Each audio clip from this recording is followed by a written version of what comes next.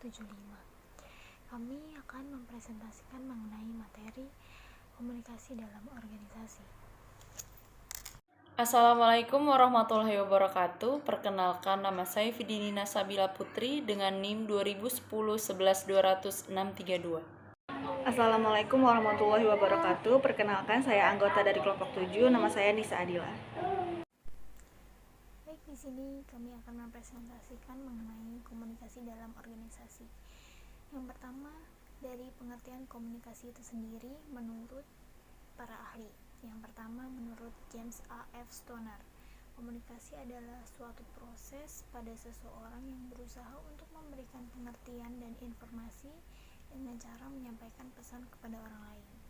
Yang kedua, dari Profesor Dr. Andes H. A. W. Wijaya, komunikasi adalah hubungan kontak antar dan antara individu maupun kelompok.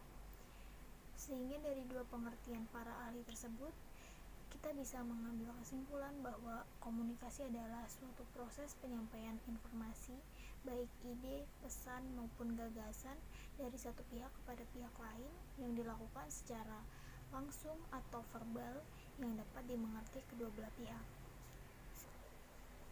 Sehingga komunikasi dalam organisasi bisa diartikan dengan proses yang terjadi dan muncul dalam suatu organisasi atau kelompok berupa penyampaian, penerimaan, hingga pertukaran informasi dan pesan.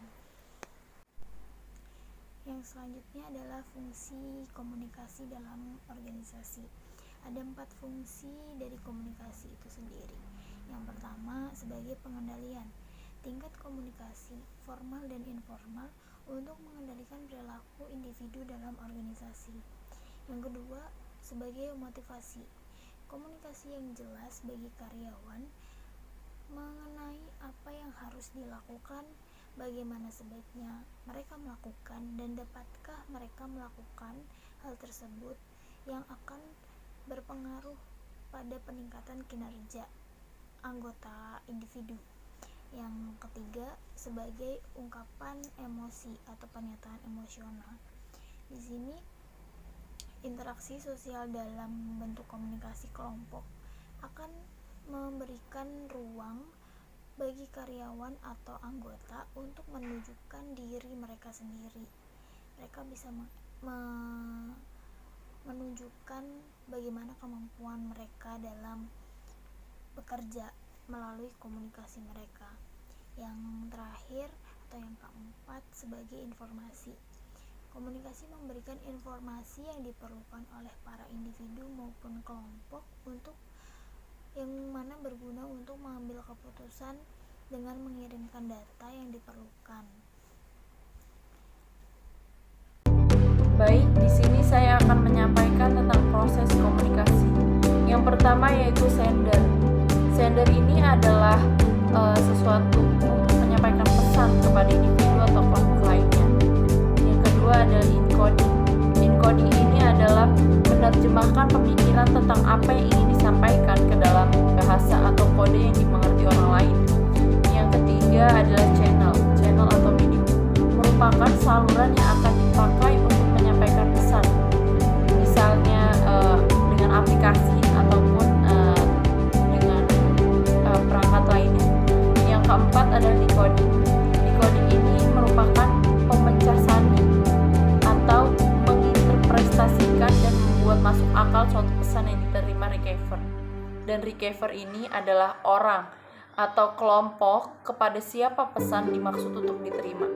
Yang kemudian adalah noise. Noise merupakan sesuatu yang mengganggu terhadap penyampaian dan pemahaman terhadap pesan. Yang terakhir adalah feedback. Feedback ini merupakan pengetahuan tentang dampak pesan pada receiver dan menimbulkan reaksi receiver disampaikan kepada sender. Kemudian arah dalam komunikasi. Komunikasi ke arah ke bawah. Komunikasi ini mengalir dari satu tingkat sebuah kelompok atau organisasi menuju ke level yang lebih rendah. Seperti contoh komunikasi antara ketua organisasi dengan para anggotanya. Komunikasi ke arah atas adalah komunikasi menuju ke arah yang lebih tinggi dalam suatu kelompok atau organisasi. Komunikasi ini digunakan untuk memberikan umpan balik kepada petinggi. Komunikasi literal merupakan komunikasi yang terjadi antara para anggota dan kelompok kerja yang sama pada level yang sama atau beberapa pekerja yang setara secara horizontal. Terima kasih. Hambatan komunikasi dalam organisasi. Yang pertama ada filtering, yaitu pengirim pesan memanipulasi informasi sehingga informasi tersebut terlihat seperti menguntungkan. Yang kedua, selective perception, yaitu penerima pesan dalam proses komunikasi secara selektif melihat dan mendengar pesan tersebut berdasarkan kebutuhan, motivasi, pengalaman, dan karakteristik pribadinya.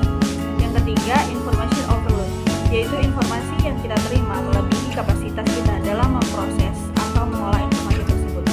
Yang keempat, ada emotion, yaitu interpretasi yang berbeda terhadap informasi yang kita terima saat kita sedang merasa sedih dan saat kita merasa senang. Yang kelima, language atau bahasa, yaitu ketidakpahaman terhadap bahasa